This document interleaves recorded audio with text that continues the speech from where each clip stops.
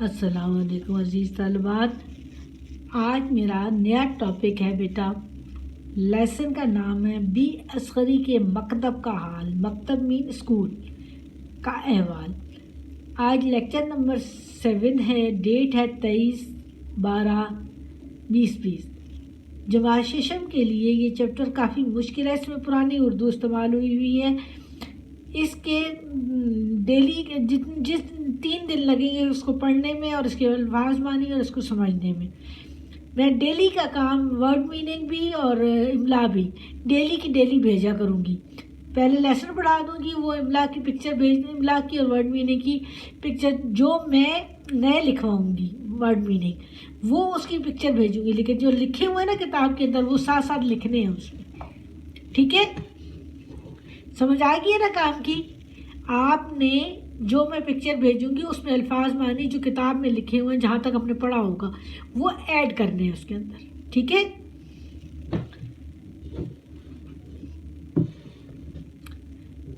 Novel انگریزی زبان سے اردو میں متعارف ہوا، یعنی اس کا تعلق تھا انگریزی زبان میں ناول لکھا جاتا تھا، پھر وہ اردو میں آیا اس کی وجہ سے۔ ناول ایک طویل کہانی کو کہا جاتا ہے جس میں مختلف کرداروں اور واقعات کے ذریعے کہانی آگے بڑھتی ہے۔ ڈپٹی نذیر احمد اردو کے پہلے ناول نگار ہیں۔ ان کا مشہور ناول میرات العروس ہے، جس میں مصنف نے 2 بہنوں اکبری اور اصغری کے قصوں کو خوبصورتی سے بیان کیا ہے۔ بڑی بہن اکبری نہایت پھوٹ بد سلیقہ تھی اور بد مزاج تھی، یعنی اس کا اچھا مزاج، اچھے اخلاق کی نہیں تھی۔ اس لیے اپنی بری عادتوں کی وجہ سے ہمیشہ پریشان رہتی۔ چھوٹی بہن اصغری نہایت سلیقہ مند اور تمیز دار تھی، یعنی تمیز والی تھی، اس کو اچھے اخلاق والی تھی اور پڑھی لکھی لڑکی تھی، اس لیے شادی کے بعد تمیز دار بہو کہلائی۔ تمیز دار، اچھی سمجھدار، تمیز والی۔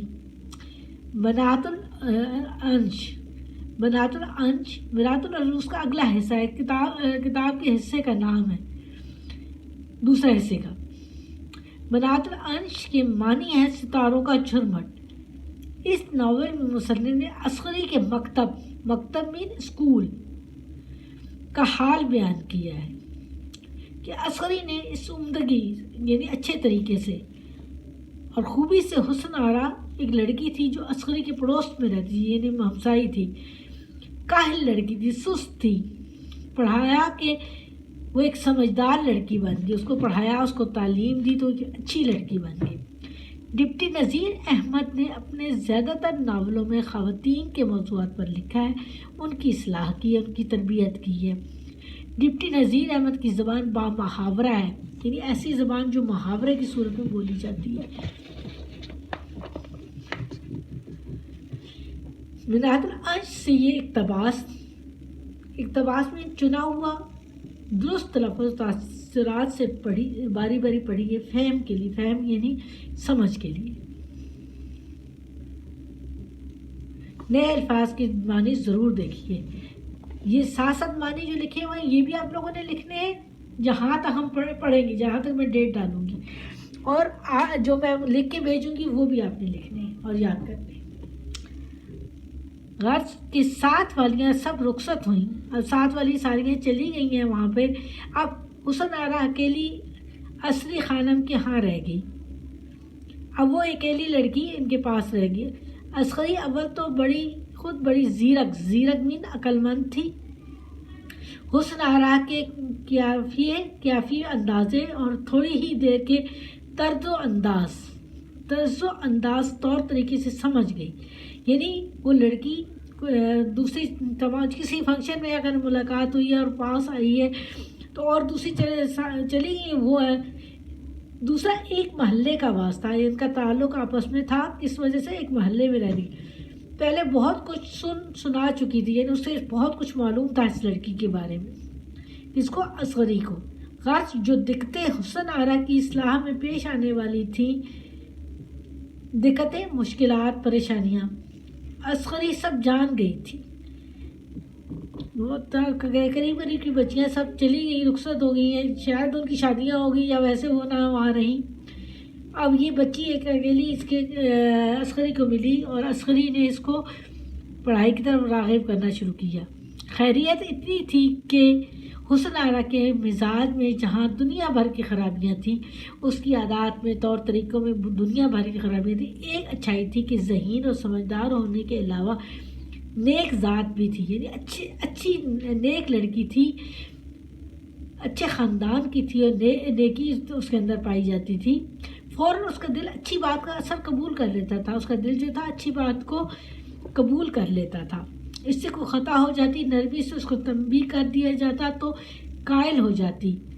اچھا، نرمی سے اس کو تنبیہ یعنی خبردار کر دیا جاتا تو وہ قائل اور غلطی کو مان لیتی تھی اور نادم شرمندہ ہوتی تھی، ہو کر اپنی حرکت پر تعصف کرتی یعنی افسوس کرتی، تلافی مفاد درگزر میں کوشش کرتی، اس بات کو ختم کرنے کی کوشش کرتی، درگزر کرنے کی کوشش کرتی۔